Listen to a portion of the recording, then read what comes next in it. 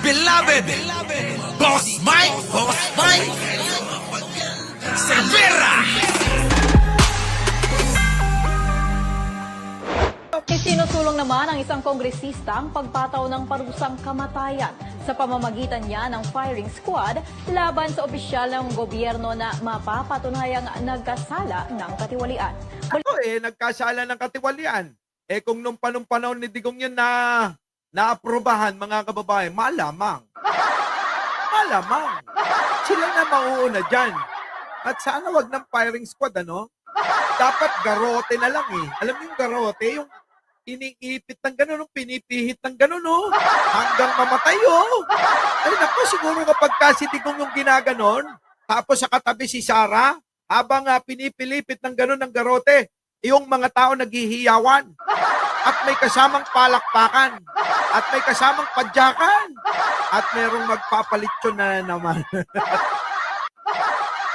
Ay, dapat ganon. Oo, basta napatunayan. Oo, tuloy. Balitang umaabante mula kay Joy Yan Antonio. na. Gobyerno wala na rin ligtas sa parusang kamatayan sakaling maipasa ang panukala na isinusulong ni Zamboanga Representative kay Mer Olaso. Naku, taga Mindanao pa naman yung nagsusulong neto. Taga Mindanao, mga kababayan, nagsusulong neto. Alam nyo, sa totoo lang, ako, approve sa akin yun. Payag ako dyan eh. Oo, payag ako dyan. Oo, sabi ni Marina Labayo, party. Oo, dapat merong naka-ready, no? Yung ginamit na sound system ng kapatid natin sa INC. Malakas yun, mga kababayan eh. Biruin mo, nandoon ka sa Luneta, hanggang sa Binondo, dinig mo sila. Ganun kalakas dapat yung tunog ng sound system. Para buong Kamaynilaan, nagpa-party ang mga yan. Tuloy. Pinanukala ni Olaso ang House Bill 11211 o Death Penalty for Corruption Act Yan. kung saan papatawan ng parusang kamatayan sa pamamagitan ng firing squad ang opisyal na nagkasala sa katiwalian o Palitan niyo yung garote dapat. Garotehin ninyo. Parang yung ginawa kay Gumbursa nung araw, ano? Para maiba naman, ano?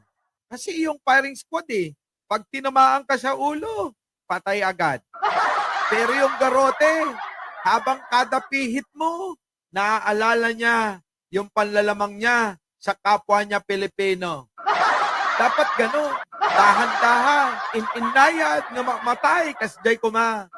Tapos habang dahan-dahan sila na pinapatay ng garote, dahan-dahan din yung hiyawan. Di ba? Sabi rito ni Jing Toy, 1.2, magwa 1.3 na nga tayo 473 lang yung nagla-like. Ayaw talaga ako naman, malamang nagre-report na naman yung mga yan.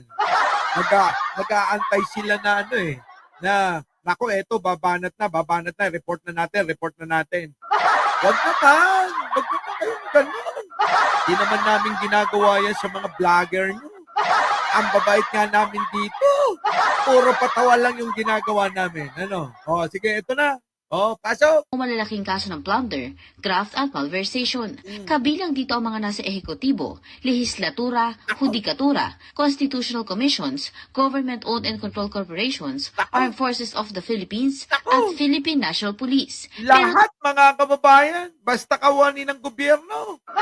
Sapul lahat. Tiniyak naman ni Olaso na mahigpit ang proseso bago ang parusa. Kailangan muna ng mandatory review at pag-ubos sa lahat ng legal na remedyo ng akusado. Naniniwala si Olaso na makakatulong ito para malabanan ang katiwalian at magkaroon muli ng tiwala ang publiko sa pamahalaan. Correct! Dapat lang! Ang problema, sinusulong nila death penalty sa mga yung mga napagkakamalang manyakis, rapist, di ba? Kadalasan mga kababayan namamali minsan napagbibintangan lang Tulad ko nung nakaraan